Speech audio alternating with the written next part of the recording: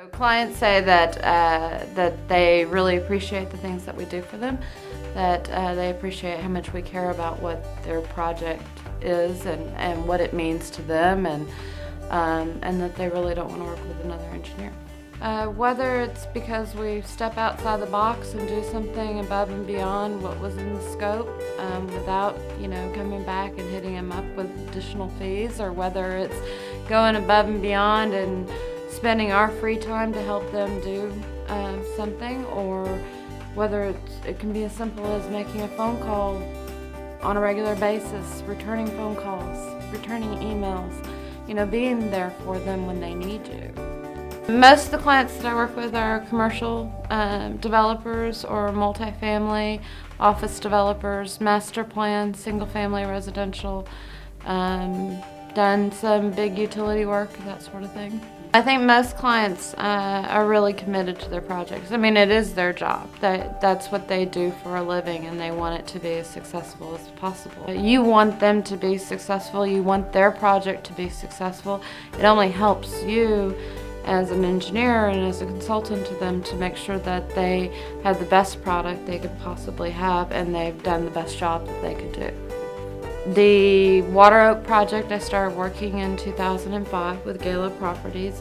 They're a single-family developer out of San Antonio. They had what started out as a 2,300-acre project, and then reduced down to a 1,900-acre project, and then went down to a 1,400-acre project.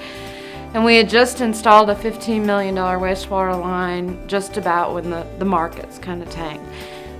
Stayed with them, helped them kind of get through the bad times, helped them with some of their financing with their bank, worked through some of the issues that they had so that they could keep going, and helped them rework their development agreement with the city of Georgetown so that when things did turn around that they were able to move forward. It's not uncommon to have to come in on a Saturday to help a client get something out. It's not uncommon to maybe postpone your vacation time by a couple hours so that you can help them accomplish a goal. There's many times that it's been a weekend up here trying to meet a deadline. Although unreasonable, and they realize it's unreasonable, it still needs to get done. So, you do what you have to do. In Water Oak, obviously, because it went from 2,300 acres to 1,900 to 1,400 acres, the survey guys gave me a Etch-a-Sketch and wrote across the top of it, it's called Water Oak's Design Tool, because we did a plan, and then we did another plan, and then we did another plan, and then we did another plan, and it was like, never gonna end. So let's just shake the exercise, start over again. The Estancia Hill Country project is a 600-acre project.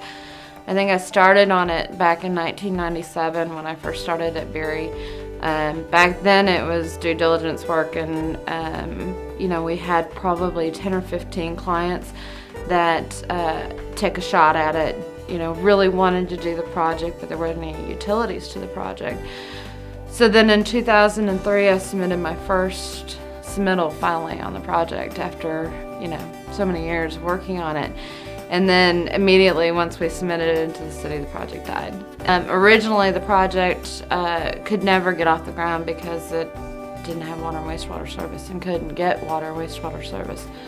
When Stratford Land bought the project in 2008, we negotiated with the city of Austin to bring major infrastructure up to the project, and it was obviously going to serve more than just us. I mean, it went east of I-35 on 45, and but essentially we helped negotiate that. We got a reimbursement cost agreement associated with it, got the infrastructure built in record time, and not only helped the city of Austin accomplish their goals, but we also help the client get to a point where the project could actually move forward. Essentially a lot of my projects are master plan developments that have been around.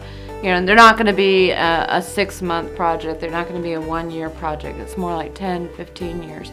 And you learn to develop relationships with these people, and you end up caring about what they're doing and making sure that they're successful, that the project is something that you would want to see in your community, and You develop those relationships and you work hard at them, and you make sure that they're as well taken care of as, say, your friends or your family members, and you treat them to that to that degree, and make sure that they're happy and that they're successful, and you get a great project.